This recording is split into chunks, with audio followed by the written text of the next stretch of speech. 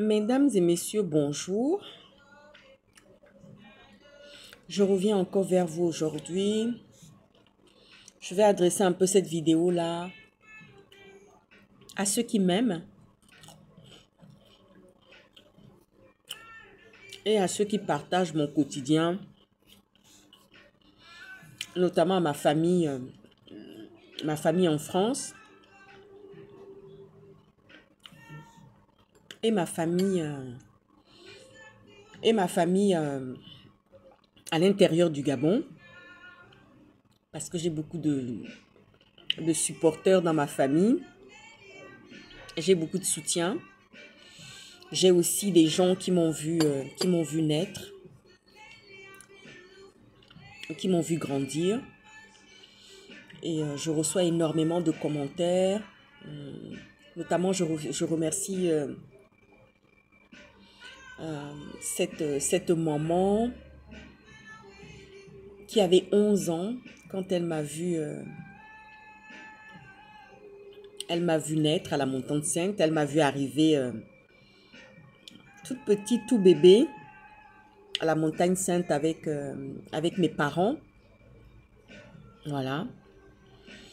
Et je remercie aussi Ghislain Diouf. Je remercie aussi Tata Charlotte. Je remercie aussi ma petite sœur Poupette. Et je remercie toute ma famille qui prend en pleine figure comme ça.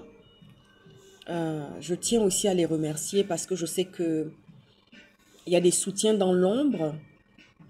Il y a les membres de ma famille de chaque côté, que ce soit au Gabon, que ce soit en France, des cousines, les cousins qui me soutiennent. Hein. Je viens un peu aujourd'hui vous parler de cette actualité qui est chaude, où il y a des clashs, où il y a des insultes. Vous avez dû voir que dans les réseaux sociaux, depuis l'élection présidentielle de Brice Clotaire Oligui Nguema, les gens s'emballent, les cœurs s'emballent, les paroles s'emballent. Tout est en déferlement dans les réseaux sociaux. Il y a des clashs, il y a des insultes qui volent de tous les côtés. Voilà. Et je tiens vraiment à dire à ma famille, vous savez, c'est le jeu. Quand on vient dans les réseaux sociaux, on peut se trouver face à une meute. On peut faire face à une meute et les gens chassent en meute. On peut faire face aussi à des gens qui ont un déficit mental et intellectuel. Et on peut faire aussi, on peut faire face aussi à des gens qui ont un kiwi en deçà de la norme. Donc, je tenais vraiment à remercier ma famille, que ce soit du Gabon, que ce soit en France, qui me soutiennent à longueur des journées. Je tenais aussi à remercier Mylène, qui prend tout son temps, qui met toute son énergie. Elle a une double appartenance avec moi. Et je tenais aussi à la remercier parce que c'est un soutien de l'ombre qui me soutient énormément. Je tiens aussi à remercier Mélissa. Voilà. Je tiens à remercier Mélissa qui est mon assistante. Je tiens vraiment énormément à la remercier. C'est vrai que hier, vous avez dû voir un live. Vous avez vu un live où il y avait une déferlante où nous avons été insultés copieusement par une femme. Voilà. On a été insultés, que ce soit moi, que ce soit Jonas Moulenda. Mais je tiens vraiment à fortifier ma famille, à leur dire de ne pas regarder. Vous savez, quand on est face à des gens qui ont un déficit mental, quand on est face à des gens qui n'ont pas d'éducation, quand on est face à des poissonnières, quand on est face à des sauvageons, malheureusement, c'est comme ça. Mais il y a quand même quelque chose que mes amis aux États-Unis, à New York, m'ont demandé, c'est que M. Oligui a gagné à 94%. Voilà. M. Oligui a gagné à 94%. Et ce qu'on ne comprend pas, c'est que normalement, si M. Oligui était serein, c'est-à-dire que les soutiens de M. Oligui ne sont pas sereins en ce moment. Ça, je tiens à vous le dire.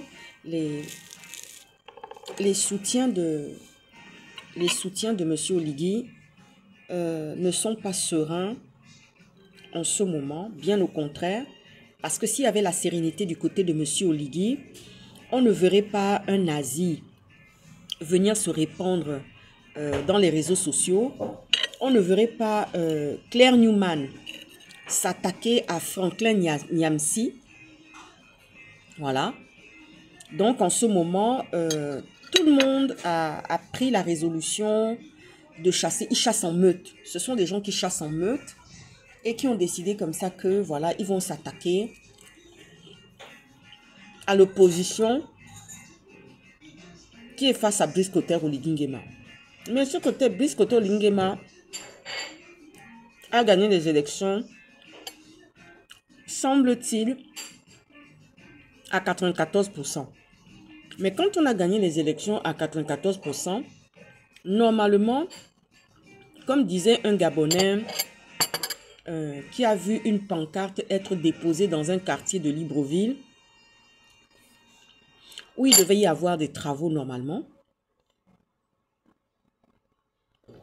où il devait y avoir des travaux de voirie, des travaux d'assainissement et de routes bitumées normalement.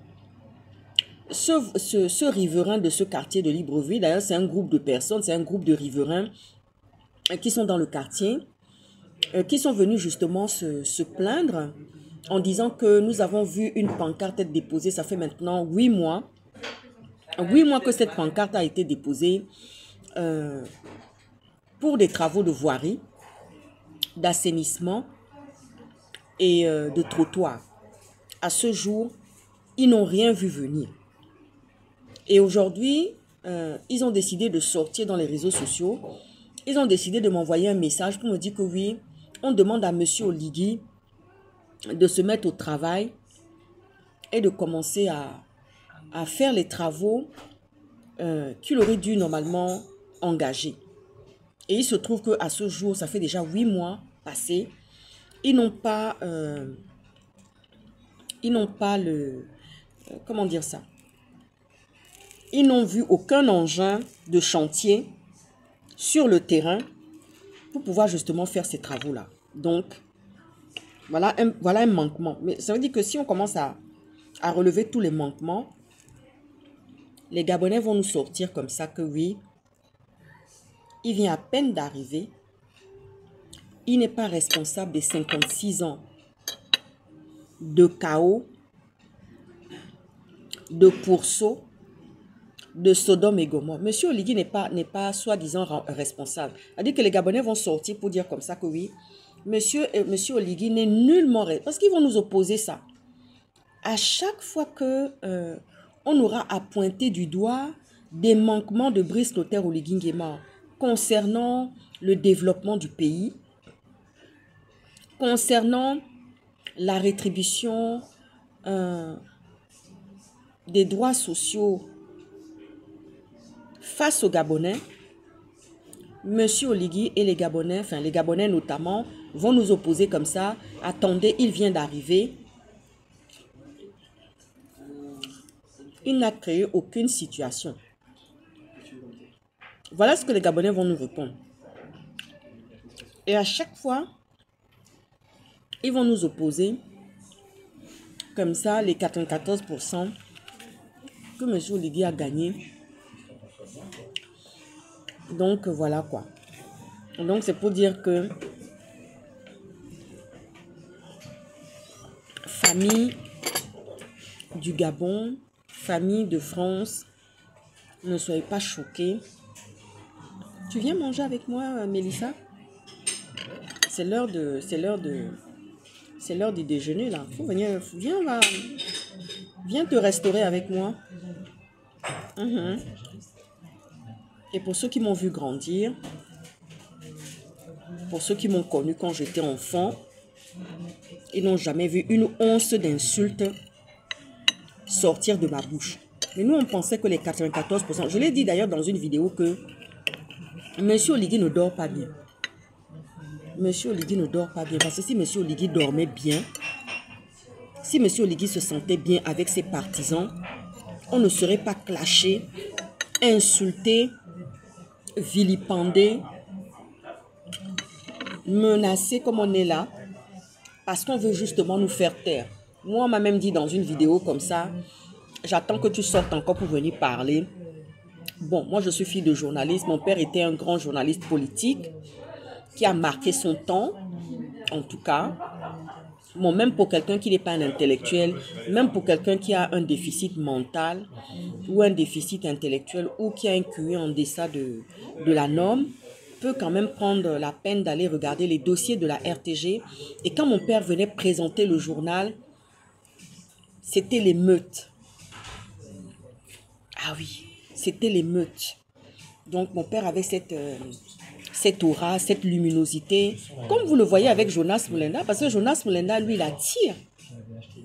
Jonas Mulenda attire énormément. Il n'y a pas que le fait qu'il est journaliste, mais il y a aussi le fait que Jonas Mulenda, c'est le quatrième pouvoir, comme ça l'était pour mon papa, c'est le quatrième pouvoir. Moi, je ne me tairai jamais, c'est-à-dire qu'on pourra m'insulter, on pourra tout dire, on pourra déverser des tonnes de clash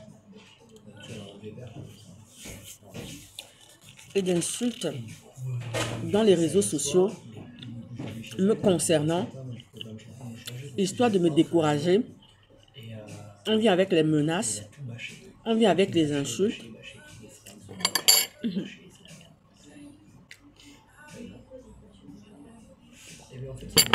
Je veux dire à Jojo comme ça, j'ai un petit conseil à donner à Jojo.